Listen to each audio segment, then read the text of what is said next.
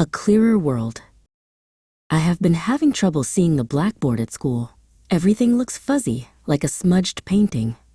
My head hurts a lot too. I told my mom about my blurry vision and the headaches. She gave me a hug and said, "Don't worry, we'll get it sorted out." She made an appointment with an eye doctor. The eye doctor's office was a new place for me. A kind lady asked me to read letters and words from a big chart on the wall. Some of the letters were really big, but others were tiny, like little ants.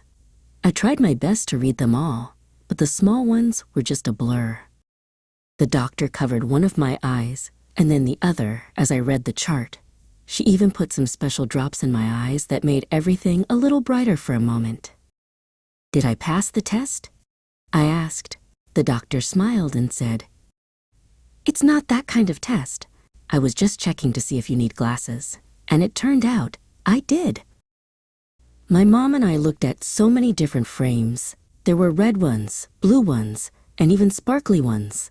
I wanted a pair that looked cool. I tried on a bunch of frames. Some made me look serious, and some made me look silly.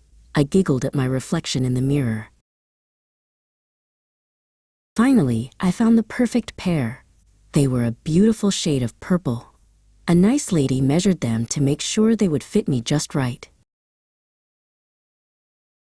When I wore my new glasses to school, my friends said I looked smart. And the best part was, I could see the blackboard perfectly. The world was so much clearer now.